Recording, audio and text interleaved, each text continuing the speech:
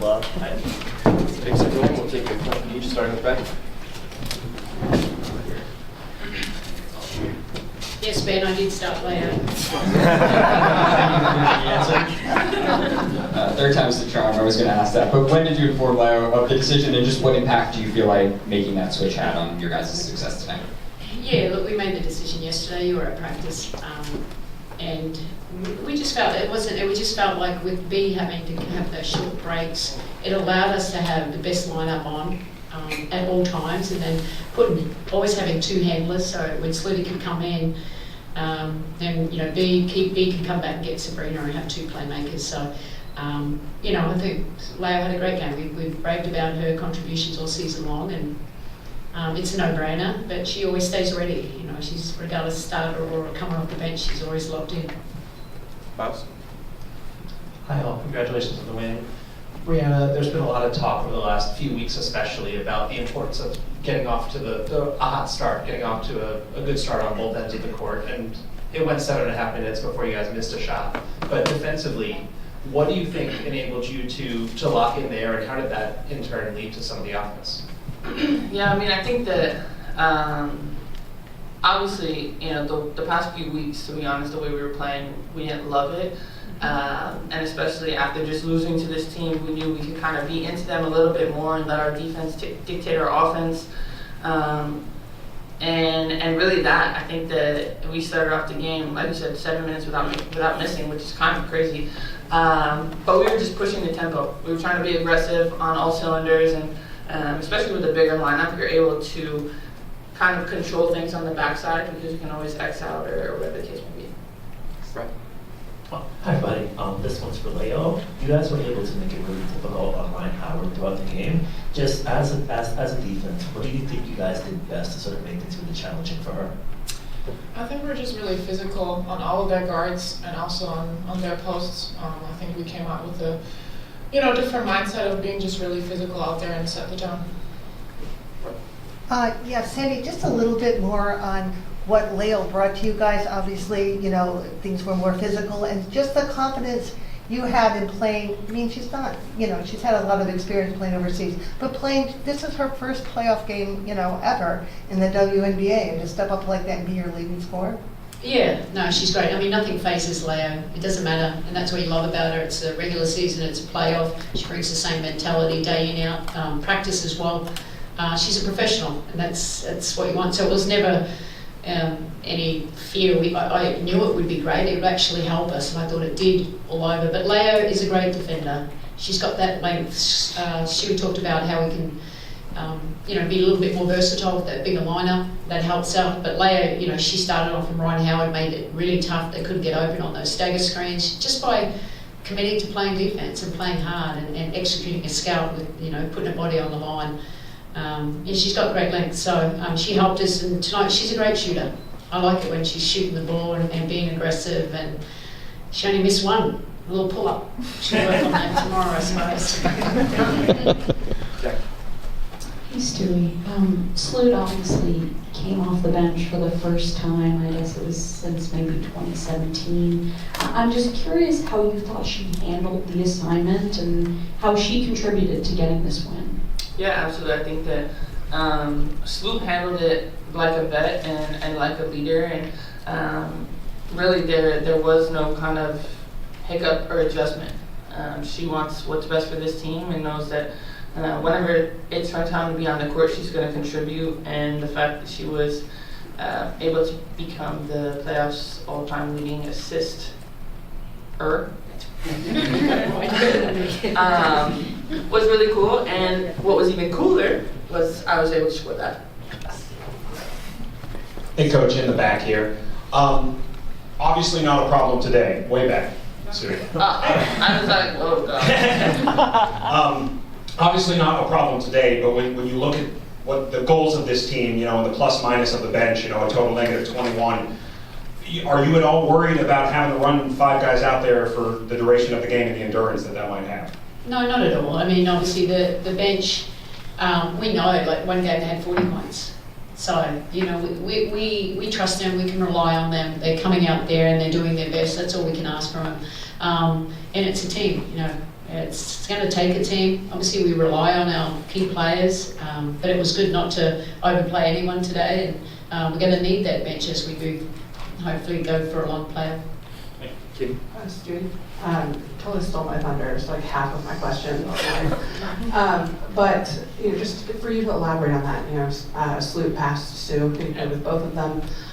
So from your perspective, just what did it mean to catch that ball and give her the record in that way, and just her overall impact on the game? Yeah, absolutely. I mean, I'm looking at it from an after the game perspective because I had no idea during the game that she was that close to becoming the all-time assist leader. But to be able to kind of play with both and for Sue to be in the house tonight, I think is something that is really, really special for Sue, the way that she can continue to set people up in many different ways.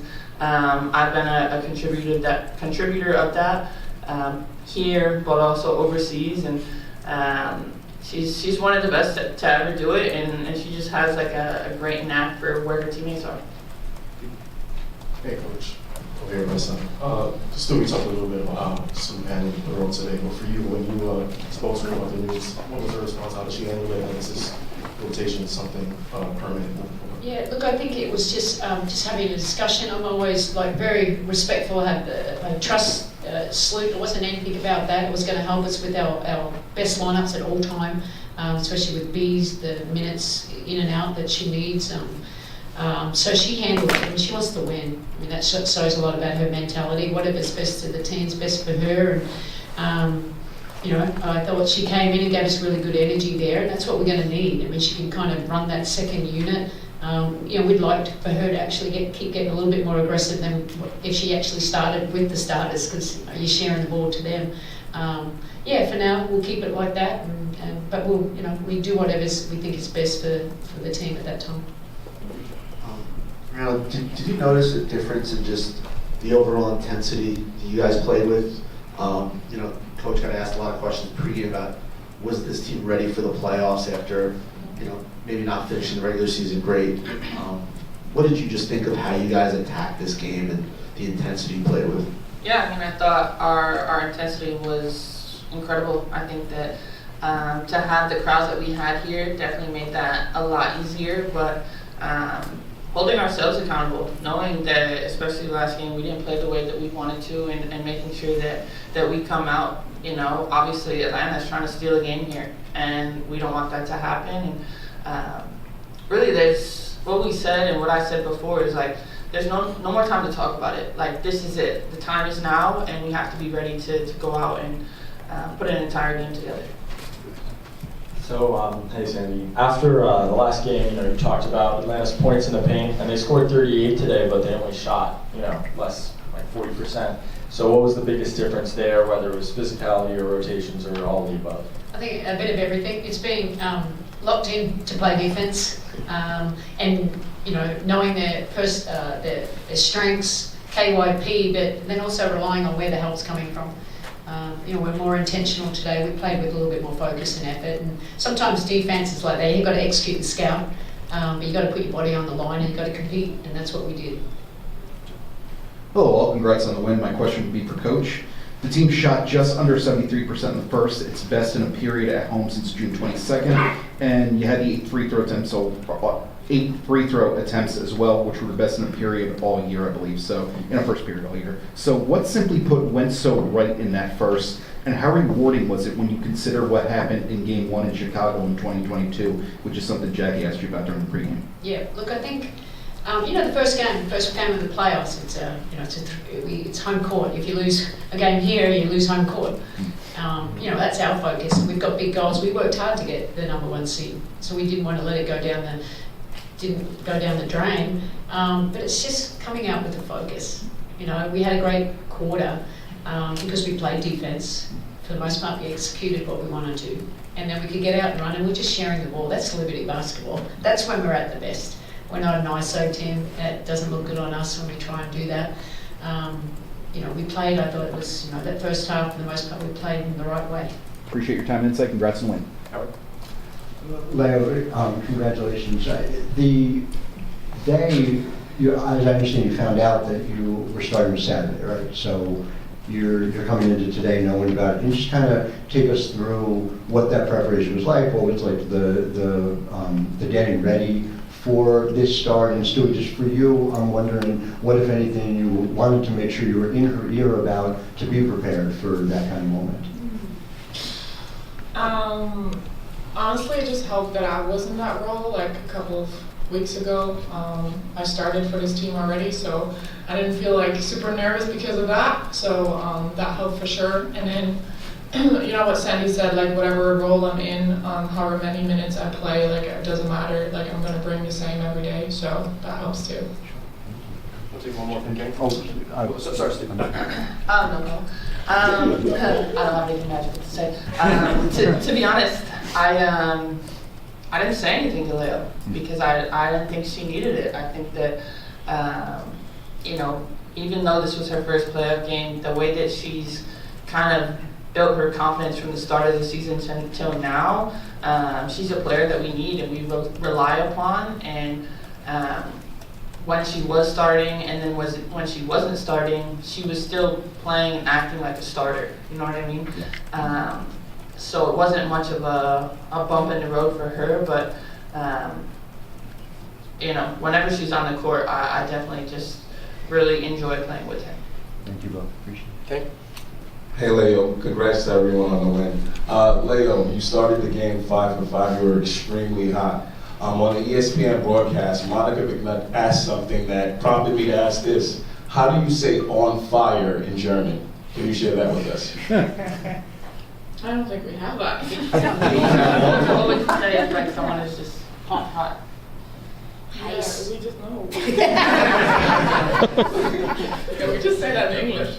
Like we use a lot of, like in basketball we use a lot of English words, so on fire would work. I think you were absolutely on fire. Can you just speak about what you saw today and how was that experience when you obviously got that call, but you know, seeing your first couple of shots go through and just knowing, you know, I'm here. How was that?